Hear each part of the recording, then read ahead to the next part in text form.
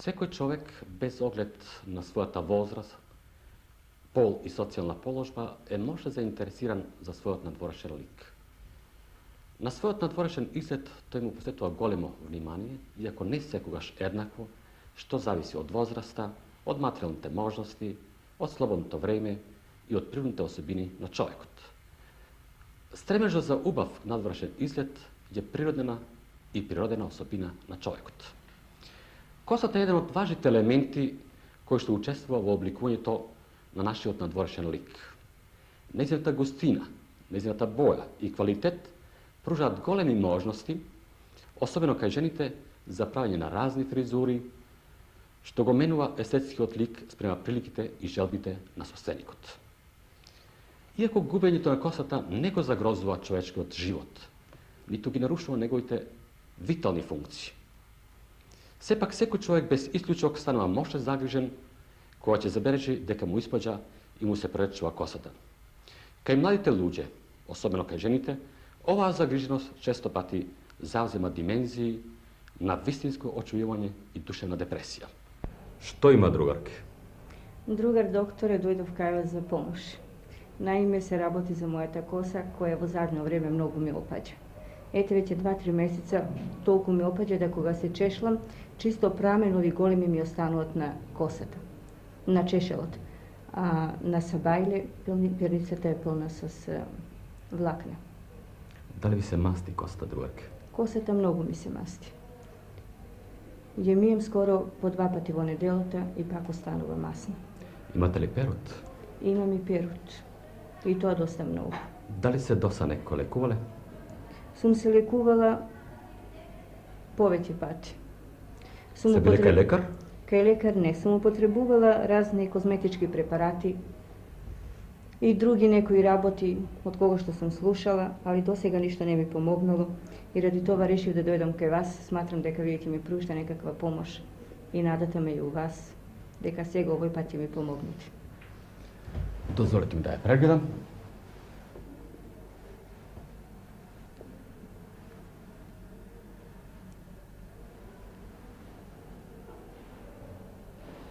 Drugarke, nemoj da se brinete. Nije će da pravime sve što možeme, da vi pomogneme. Kosata nema da vi opadne cela. Malko će se proredi, može bi, ali će go to zaustavime. Samo budete uporita, ja ću vi pišem neko lekarstva, vi će ga upotrebujete, kao što ću ja objasnam, i će mi se javite na kontrola pak po 1 mjesec. Blagodaram doktore, ja se nadam da će uspijem. No pred da zborujeme za pričinite zašto pađa kosata, potrebno se zapoznajeme s nezinata anatomija, nezinata fiziologija i biologija. Prva ta taka narečena primarna kosa so koja se rađa deteto, ispađa ušte prvite meseci na životu i se zamenува so jedna trajna, taka narečena terminalna kosa. Da li će biti kosta prava, blago branovita ili kovrđesta, zavisi od oblikot, od formata na presekot na vlaknoto. Ako toj presek ima kružna forma, kosta će biti prava. Ako presekot ima jajcevidna forma, kosta će biti blago branovita. A ako presekot ima elipsovidna forma, kosta će biti pomalku ili poveće kovrđasta. Bojata na kostata zavisi od količinata na pigmentot koji se vika melanin i koji se navođa vo kletkite, vo korata na vlaknoto.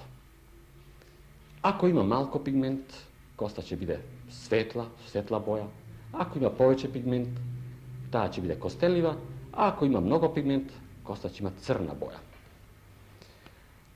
Kostata postanova siva, bela, odnosno seda, koja će navljezati meurčinja na vozduh, pomeđu kletkite na sršta i korata na vlaknoto.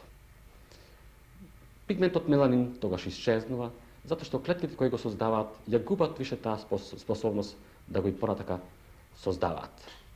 Pobelujete na kosata je familijarna pojava.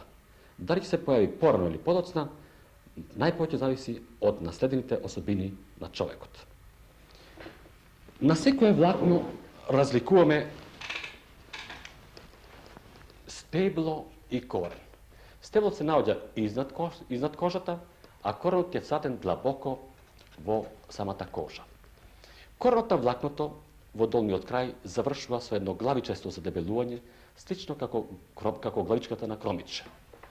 Од долниот крај, главичката на влакнениот корен е вдлабната и во таа вдлабнатина се вмокнува растресено и лабово сврзано ткиво, богати со крвни садови, кои деносуваат исхрана за влакнениот корен. Нагледно, влакното може да се спореди со едно кромиче кое истака има свое стебло над земјата, главичка во земјата и коренчиња преко кои кромичето се храни, црпејќи сокови и минерали од земјата. Во главицата на влакнениот корен, одма изнад папилата на влакното, се навоѓаат матичните клетки на влакнениот корен. Тие постојано, преку целиот живот се размножуваат и создаваат ново влакно, поради што влакното и расте. Ако од било кои причини овие матични клетки бидат инхибирани, спречени во нивното размножување, влакното ќе престане да расте или може и да падне. Значи, од виталноста на матичните клетки и од виталноста на папилата на влакното зависи и растот на косата. Ако матичните клетки на влакнениот корен изумнат или бидат уништени, косата дефинитивно ќе испадне. Во такви случаи, секое лекување на челавоста станува некорисно и излишно губење на време. Бројот на влакната на човечката глава се проценува на 80 до 140 хиљади. Треба да се напомене дека и влакното има свој живот, своје раѓање, своја младост, старост и на крајот своје умирање. Тоа е неумолив закон на природата. Се што се родило, еднаш мора и да умре. Животот на влакното трае околу 6 години. Ако сите влакна на нашата глава во еден момент некако ги обележиме, по 6 години ќе видиме дека нема да постои ни едно маркирано влакно, сите тие испаднале, а на нивното место израстале нови, млади влакна. За време на својот живот, влакното расте и тоа приближно околу 1 см месечно, односно околу 12 см годишно. Ако се земат во обзир векот на влакното и брзината на неговиот растеж, тогаш може да се пресмета дека максималната должина која што може да ја постигне косата е 80 до 90 см. Откако ќе умре, влакното испаѓа, а на негово место се создава ново, младо влакно. За наша среќа, секое влакно има свој собствен и индивидуален живот. Тие постојано умираат, испаѓаат и се надоместуваат, а да ние тоа под нормални услови и не го забележуваме. Всушност, ние тоа го забележуваме при секое чешлање, особено наутро, кога на чешелот остануваат голем број влакна, но под нормални околности на тоа никој од нас не обрнува никакво внимание. Како нормално испаѓање на косата, односно како нејзина физиолошка регенерација, се смета ако дневно испаѓаат по 30, 50, максимум до 80 влакна, што зависи од густината на косата, која е сосема индивидуална. Оваа нормална физиолошка измена на влакната не е еднакомерна во текот на годината. Обично е посилна во пролет и есен, но секој човек има своје време, па дури и свој месец, кога паѓањето на косата е најинтензивно. Состојба при која повеќе влакна испаѓаат, отколку се создаваат нови, ја означуваме како ненормално или патолошко испаѓање на косата. Ако тоа ненормално испаѓање благовремено не се спречи, неизбежно ќе настане помалку или повеќе развиена челавост или како се стручно нарекува алопеција. Патолошкото испаѓање на косата може да биде ограничено само на поедини места по главата, како што е случај при косопасосот, кога настануваат едно или неколку различно големи челави места со кружна форма и без ниедно влакно на површината. Многу почесто е дифузното испаѓање на косата, кое е проширено на целата глава или на нејзиот поголем дел. Тоа може да биде привремено i trajno. Privremeното ili simptomatskото ispađanje na kosata može da bude predizvikano od raznorodnih pričini, kako što se zarazni bolesti, težak porod ili febrilni abortus, teški povredi su okršeni na koskite, zemanje na nekoj lekovi, rengensko zračenje i drugo. Ćelavosta koja nastanuva po boleduvanju od nekoj zarazni bolesti, koji se pridruženi su visoka temperatura, kako što se tifusot, paratifusot, pegavecot, teška gripa, vospaljenina belite drobovi i drugo, se karakterizira so iznenadno i relativno brzo ispađena kosta po celata glava. Se pojavува 2 do 3 месеци od početokot na bolesta. Kosata ispađa pоради toksično funkcionalno oštetuvanje na vlakната папила и матичните клетки во влакнениот корен. Токсините на микробите ги оштетуваат и ја нарушуваат нивната нормална функција, но тие сепак остануваат живи и сочувани. Штом ќе помине болеста, нивната функција полека се поправува и одново се нормализира. Затоа по неколку недели коста ќе почне повторно да расте. Кај помладите луѓе, таа потпуно ќе се регенерира, додека кај постарите може да остане помалку или повеќе проредена. Но најчесто и најважно е трајното и реверзибилното испаѓање на косата. Затоа ние не може да осетиме посебно внимание. На оваа така наречена себороична или предвремена челавост отпаѓаат 96% од сите челавости, особено кај мажите. Токму оваа врста на челавост денес му предизвикува грижи на речиси секој пети граѓанин на нашата земја. Себороичната челавост е појава која се наследува. Тоа е неоспорно докажано и еднодушно прифатено од сите медицински стручњаци. Во својата практика ние сме имале прилика безброј пати да се во оваа чиненица осведочиме. Испаѓањето на косата најчесто оди заедно со постојањето на така наречената себореја, што значи зголемено лачење на лоните жлезди во кожата. Таа истака се наследува. Меѓутоа, бидејќи се забележени и такви случаи кои имаат мощна јака себореја, а при кои коста сепак не паѓа, се излекува заклучок дека зголеменото лачење на лоните жлезди не го предизвикува паѓањето на косата. Туку дека и себорејата и челавоста се два асоцирани симптома, две удружени клинички појави кои се условени од ист наследен фактор. Современата медицинска наука смета дека себороичната челавост е предизвикана од машките полни хормони или како се стручно викаат андрогени хормони. Затоа денес, место себороична челавост, се почесто се применува терминот андрогена челавост. Во прилог на оваа теорија одат многобројни очевидни наблюдувања. Така, например, себороичната алопеција се јавува по правило само после пубертетот, кога започнува интензивното лачење на машките полни хормони. Кај мажите кои биле кастрирани уште као деца, како што се евнусите, никогаш не била забележена себороична челавост. Тоа се очевидни факти кои зборуваат за неоспорното значење на андрогените хормони во настанувањето на челавоста.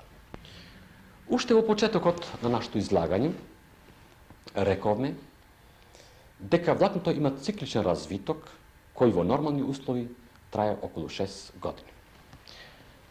Андрогените хормони, тоест машките полни хормони, го стимулираат и убрзуваат неговиот цикличен развиток. Така, да влакното место за 6 години се менува многу побрзо за 1 до 2 години или дури и за неколку месеци. Но матичните клетки во влакнениот корен немаат неисцрпен потенцијал за неограничено создавање на нови, млади влакна. Убрзаното менување на влакната под влијание на андрогените хормони Prerano je iscrpува способноста на овие клетки за создавање на нови влакна. Така, вместо да се создаде влакно со нормална форма, дебелина и боја, на местата каде што настанува убрзано испаѓање на коста, никнуваат танки, куси, бели влакна, кои ги ние нарекуваме мов. Себоројчата алопеција многу почеста и поинтензивна појава кај интелектуалците, отколку што е кај физичките работници. Почеста кај граѓаните, отколку кај селаните. Карактеристичната потполна челавост кај мажите популарно се нарекува глава на научник, а позната е и народната шеговита изрека дека косата бега од паметна глава. Паѓањето на косата може да започне најрано за време или непосредно после пубертетот. Почетокот на паѓањето е потполно индивидуален, но по правило се јавува пред 30 годишна возраст. Најчесто во исто време постојат и знаци на себорејата. Косата брзо и прекомерно се мрси, на главата постои прекомерен првут, на лицето, рамената, грбот и градите се појавуваат бубулички.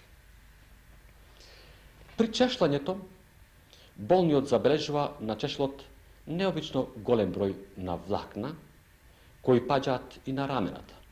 Наутро, тој најдува многу влакна на перницата, а по мијето на главата и во водата.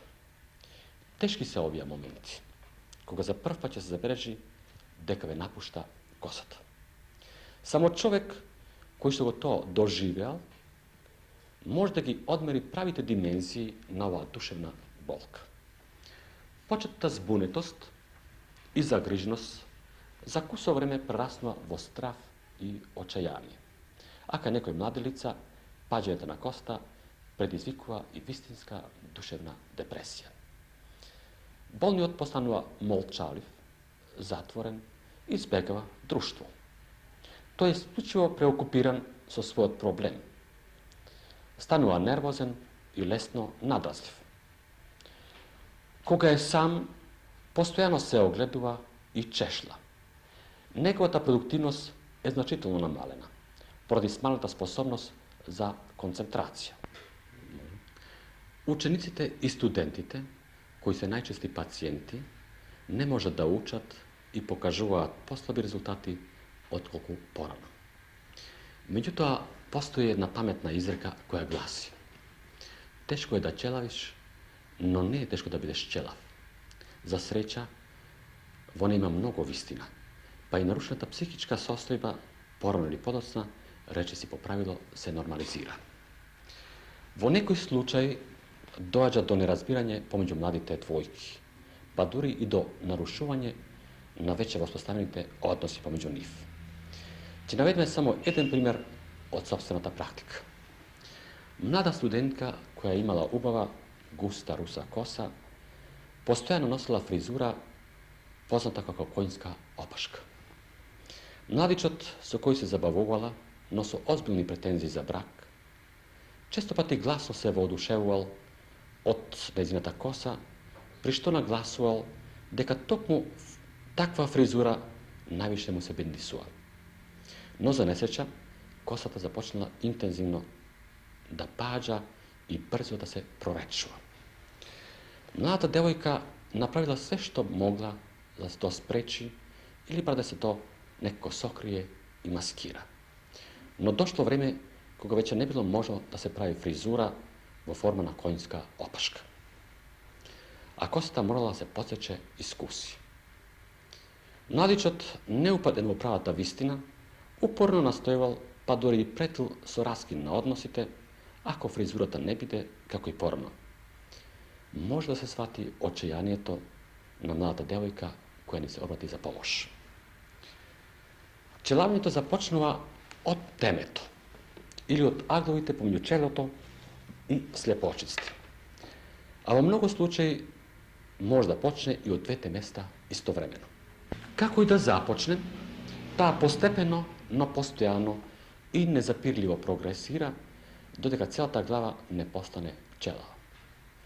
останува поштедена и не испеѓа само косата на рабовите во форма на трака која е широка неколку сантиметри. Таква челост позната како глава на научник. Човечкото око навикнало да гледа машка челавост. Појавата на челав маш, која не е така ретка, не предизвикува изненадување и коментари во ниједна средина. За среќа, себоројчата алопеција кај жените никогаш не достигнува такви размери како кај машите. Кај нив коста само послабо или појако се проречува во средишниот дел на главата во форма на една трака, широка како машка дланка. Во другите делови коста е послабо, често пати и незабележливо проредена. На тој начин естетиката на жената е само умерено нарушена. Стравот од потполна челаост, кој се јавува кај секоја жена со паѓањето на првите влакна, е неоснован и излишен. Кај жените се наоѓа само мала количина на андрогените хормони, кои ги продуцираат надбубрежните жлезди, и затоа кај нив по правило не доаѓа до потполна челаост. Паѓањето на косата често пати е придружено со некои субјективни сензации во главата. Јадежот и првутот се јавуваат поради истовременото постоење на себорејата. Стегањето во главата најчесто е од нервна природа. Себоројчата алопеција има незапирлив ток. Откако ќе се забележат првите испадати влакна, таа постојано прогресира. Денешната медицинска наука не располага се уште со лечебни средства кои би могле да го сопрат напредувањето на процесот. Многу горчлива, но за жал вистинска е шегата на еден германски автор кој како превенција против себоројчата алопеција препорачал внимателно одбирање на своите предци. Но сепак, дали може да се нешто стори да се некако помогне? Може. Потребно е само лекувањето да започне што порано и тоа систематски и упорно да се спроведува со месеци и години. Лекувањето не може да го сопре процесот, меѓутоа може да го значително продолжи неговиот ток. Че ги зимате вие овие лекови севите кај вашиот лекар, че имате една течност, со таа течност коста ќе правите на патец, ќе натопувате една газичка и ќе интензивно трлкате преко ден. Навечер ќе имате една мас, со таа мас, со пастите, ќе ги ставите во косата и ќе правите масажа на главата. Поред тоа, ќе имате некои апчиња, едни браункасти апчиња 3 пати по едно ќе ги пиете, по јадење, а едни бели 3 пати по едно ќе ги джвакате во уста као бомбона. Поред тоа, ќе имате инекции, ќе ги примате секој втори ден по една. Пиете ли кафе? Да, пием. Избегнувајте кафе, избегнувајте мрсна храна, избегнувајте ораси, бадеми, кикирики и не јадете луто, не пите алкохол.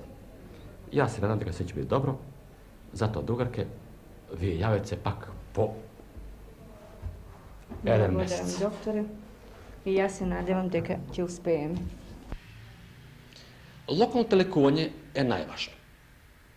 Неговата главна задача е преко масирање или примена на надразнителни средства да предизвика хиперемија, односно зацрвенување на кожата на главата. На тој начин се зголемува циркулацијата на крвта во кожата и се подобрува исхраната на влакнениот корен. За надразнување и хиперемија на кожата се применуваат алкохолни раствори кои содржат салицилна киселина, резорцин и екстракт од црвени пиперки, стручно наречен тинктура капсици. Салицилот и резорцинот вршат блага дезинфекција на кожата, го ублажуваат јадежот, го отстрануваат првутот и делуваат на присута себореја, а екстрактот од црвните пиперки ја надразнува i zacrvenува кожата. Ако постои силен јадеж, кон овие составини се додава и ментол. Коса се разделува на патеци и со натопен памучен тампон треба да се прави енергично толкање на кожата. Во првите неколку дена паѓањето на коста се појачува. Болниот обично се исплашува, разочарува и престанува со лекувањето. Не треба се прекинува, туку треба се продолжи со лекувањето. Локалното лекување преку своето механичко дејство го убрзува испаѓањето само на веќе изумрите влакна, додека виталните влакна не испаѓаат. Изумрите влакна не паѓаат одма, туку се задржуваат уште неколку дена, исто како што исушената билка стои исправена уште долго време. Коста треба се мие еднаш неделно. Препорачливо е мијето со шампон од јајчен жолчник, катрански или сумпорен сапун. Шишањето или бричењето нема никакво влијание врз виталноста на косата. Неупатените тоа често го прават, мислејќи дека со тоа ја подмладуваат косата, слично како што се подмладува тревата со косењето. Споредбата не е најлогична. Стеблото кај тревката е нејзин жив дел, додека живиот дел на влакното се наоѓа само во главичката на влакнениот корен, кој е длабоко всаден во кожата. Сепак кај мажите, шишето на косата може да биде и полезно, затоа што ја олеснува примената на средства за локално лекување. Долгата коса многу смета при масирањето, а особено при примената на алкохолните раствори и хормонски креми. Козметичката индустрија стави во промет голем избор на разни препарати против паѓањето на косата. Тоа се всушност алкохолни раствори на разни лечебни средства со додаток на некој мирис, но принципот на делувањето им е ист. Вршат блага дезинфекција, го отстрануваат првутот, го ублажуваат јадежот и лесно, благо ја надразнуваат кожата. Многу од болните, особено жените, го избегнуваат чешлањето. Тие мислат дека чешлањето го појачава паѓањето на косата, па затоа се чешлаат еднаш на 2 до 3 дена. Тоа е заблуда. Чешаот ги собира само изумрените влакна, исто како што гриблото ја собира само покосената трева.